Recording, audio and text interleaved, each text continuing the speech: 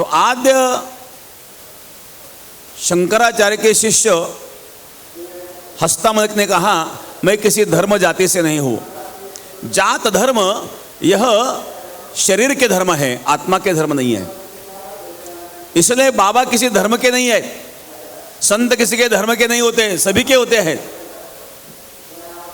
और राम रूप में भी बाबा ने अपने भक्तों को दर्शन दिया है, कृष्ण रूप में भी बाबा ने अपने भक्तों को दर्शन दिया है, बाबा ने विट्ठल रूप में भी अपने भक्तों को दर्शन दिया है। संत और भगवान अलग नहीं होते हैं। और बात यह है, योगीराज सदगुरु गंगागिरी महाराज जब शिरडी में आए थे और गंगागिरी महाराज की और बाबा जी की दृष्टादृष्ट हुई, घड़े से पौधों को पानी का सिंचन कर रहे थे बाबा, और गंगागिरी महाराज ने देखा और चकित हुए, अरे यह मूर्तियाँ कैसे आई। शिरडी वालों को बताया था, शिरडी वालों को कोई पता नहीं था साईं बाबा को नहीं। संत तो अपने मस्ती में रहते हैं, कभी घी घना तो कभी मुट्ठी चना तो कभी वो भी मना। जंगल में जोगी बसता है, कभी हंसता है कभी रोता है, कभी फिरता नंगम नंगा है, जो मिल जाए सो चंगा है। मुझे बादल स्नान कराते हैं, सब पंछी गीत सुनाते हैं। संत अपने मस्ती में रहते हैं। तुल्य निंदा स्तुतिर मौनी संतुष्टो एन केनचित, तुल्य निंदा और स्तुति हो जिनके लिए समान होती है। और कौन साईं बाबा है किसी को पता नहीं था। योगीराज सदगुरु गंगागिरी महाराज जी ने जब देखा और शिरडी वालों को बताया, ये मूर्तियाँ कैसे आई, ये शिरडी का परम भाग्य है, और यही महात्मा शिरडी का भाग्य चमकाने वाले हैं। यह उदाहरण सदगुरु गंगागिरी महाराज ने उस समय बताया था जिस समय शिरडी वालों को कोई पता नहीं था। तो संत संतों को ही जानते हैं। तो बाबा जो है, यदि मस्जिद में रहते थे तो वहां धुना भी जलाते थे। तो क्या इस्लाम में धुना जलाया जाता है क्या? वहां शंख ध्वनि भी होता था, तो क्या इस्लाम में शंख बजाया जाता है क्या? वहां आरती भी होती थी, नैवेद्य होता था। और आज भी साईं बाबा की जो पूजा होती है वो वैदिक पद्धति से होती है। बाबा किसी के धर्म में आने वाले तो है नहीं, क्योंकि धर्म, जाति धर्म जो है ये शरीर के धर्म होते हैं, आत्मा के धर्म नहीं होते हैं। संत तो अपनी स्थिति में मस्त रहते हैं। संत ज्ञानेश्वर जी महाराज कहते हैं, तरी आत्म सुखाची या गोडिया विटे जो का सकल विषया जया चेठा इंद्रिया मानो नाही। आत्म स्थिति में रहने वाले जो महात्मा होते हैं वही सत्य महात्मा होते हैं। बाबा एक अवलिया संत थे, बाबा एक सिद्ध महात्मा थे और अपने मस्ती में रहने वाले महात्मा थे। चिंता शन्न बलैन्न भक्षमशनम पानम सरिद्वारिषु स्वातंत्र्य निरांकुश स्थितिर्भिर निद्रा श्मशाने वने वस्त्रं क्षालन शोषणादिरहितं दिग्वासु शय्यामहि संचारो निगमांत विचिविदाम क्रीडां परे ब्रह्मणि। अपने स्थिति में ब्रह्म स्थिति में क्रीड़ा करने वाले महात्मा संत साईं बाबा थे, और भक्तों ने अनुभव किया है। ऐसे जो संत है जो रहते कहाँ हैं, यदि मस्जिद में रहते थे तो उनको द्वारकामाई कहते थे। द्वारकामाई क्यों कहते थे?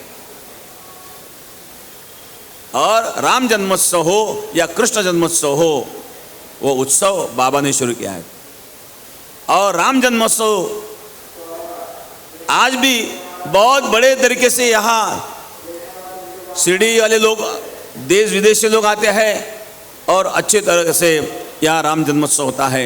आगे भी होता रहेगा, लेकिन राम जी का मंदिर यहाँ होना चाहिए, जो बाबा जी की इच्छा थी। इसलिए मैं यहाँ शिरडी वालों को कह रहा हूँ, साईं भक्तों को कह रहा हूँ, जब हम साईं भक्त मिलते हैं तो ओम साई राम कहते हैं। आज यहाँ कलश पूजन के लिए हम उपस्थित हैं। 500 साल का संघर्ष समाप्त होने जा रहा है।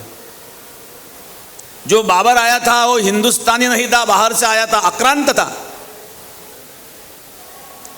आज भी आक्रांतों से हमदर्दी दिखाने वाले जो लोग होते हैं उनको समझना चाहिए, आप हिंदुस्तानी हैं और बाहर के लोगों से आप इतनी हमदर्दी क्यों दिखा रहे हो? तो तो बाबर बाहर से आया हुआ था, अत्याचार किया उन्होंने, राम जी का मंदिर गिराया, वहाँ मस्जिद बनाई। उसको बाबरी मस्जिद कहते थे, वो तो विवादित ढांचा था क्योंकि वहाँ कभी नमाज पढ़ा गया नहीं था। दूसरी बात यह है कि मस्जिद तो इस्लाम में अल्लाह की होती है, किसी के नाम की तो होती नहीं है। अल्लाह के सिवाय इस्लाम में किसी का पूजन नहीं होता है। तो बाबरी मस्जिद कहाँ से आ गई? और नाम से ही फ्रॉड है। और वहाँ जो संशोधन हुआ, उस संशोधन में जो उत्खनन हुआ, उस उत्खनन में क्या मिला? जो मिला तो सब मंदिर के अवशेष थे, मंदिर ही था। और दुर्भाग्यपूर्ण बात यह है कि आज जो दिन हम देख रहे हैं उनके लिए 500 साल बीत गए।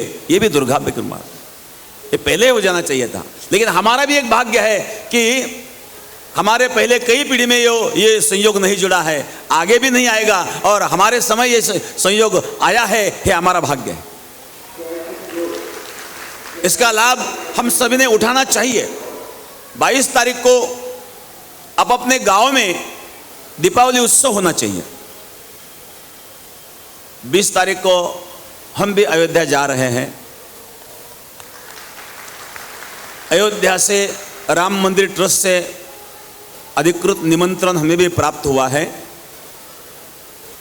20 तारीख को वहाँ पहुँचेंगे और 22 को प्राण प्रतिष्ठा होने के पश्चात 23 को वहाँ से निकलेंगे।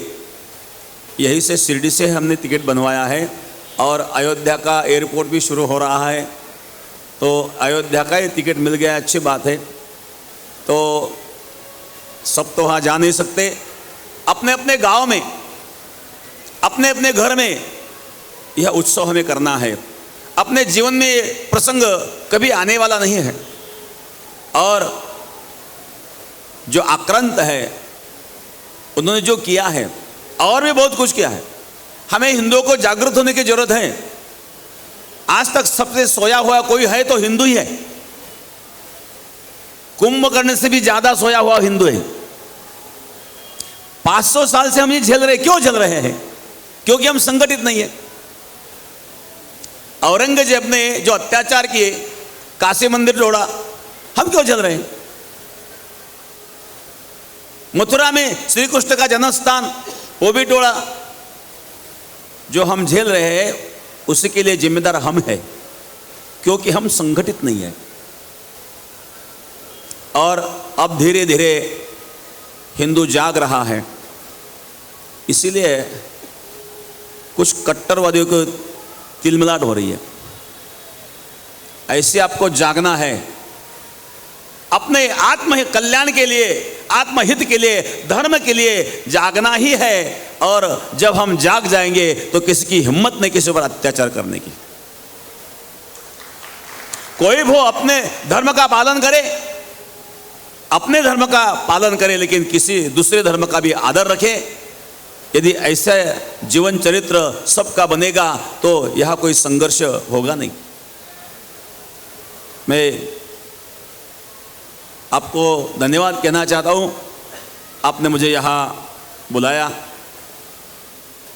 सब शिरडी वासियों को धन्यवाद और साईं बाबा को प्रणाम, सदगुरु युगराज गंगागिरी महाराज को प्रणाम करके मैं वाणी को विश्राम दे रहा हूँ।